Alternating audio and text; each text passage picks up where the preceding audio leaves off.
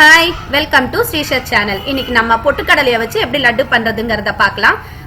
அதுக்கு முன்னாடி இந்த சேனலை சப்ஸ்கிரைப் பண்ணாதவங்க மறக்காம சப்ஸ்கிரைப் பண்ணுங்க. பக்கத்துல இருக்கிற பெல் ஐக்கானையும் கிளிக் பண்ணுங்க. வாங்க நம்ம இப்ப வீடியோக்குள்ள போகலாம். நான் முதல்ல பொட்டுக்கடலையை ஒரு கப்பு பொட்டுக்கடலையை ஒரு ட்ரை ரோஸ்ட் பண்ணி வச்சிருக்கேன். 3 நிமிஷத்துக்கு நம்ம அதை நல்லா வறுத்துப்போம். கலர் மாறாம பாத்துக்கோங்க. இதை நம்ம நல்லா ஃப்ரை பண்ணிட்டு ஆற வச்சிடலாம். இது கூட நான் சுகர் பவுடர் பண்ணி 1/2 கப் எடுத்து வச்சிருக்கேன். இப்போ நம்ம ஒரு பேன்ல கொஞ்சமா நெய் ஆட் பண்ணிட்டு இது கூட கொஞ்சம் முந்திரி பாதாம் சேர்த்து நம்ம நல்லா வறுத்துக்க போறோம். இதையும் நம்ம வறுத்துட்டு ஓரமா ஆற வச்சிடலாம்.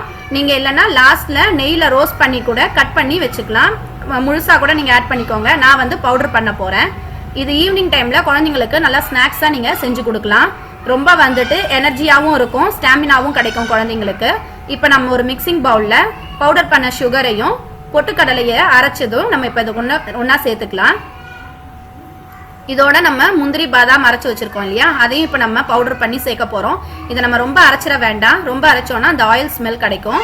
இது எல்லாத்தையும் நம்ம ஒன்னா மிக்ஸ் பண்ணிக்கலாம். இந்த மாதிரி நல்லா மிக்ஸ் பண்ணிடுங்க. இப்போ நம்ம ஒரு 1/2 கப்பு நெய் ஹீட் பண்ணி இது கூட சேர்த்துக்க போறோம்.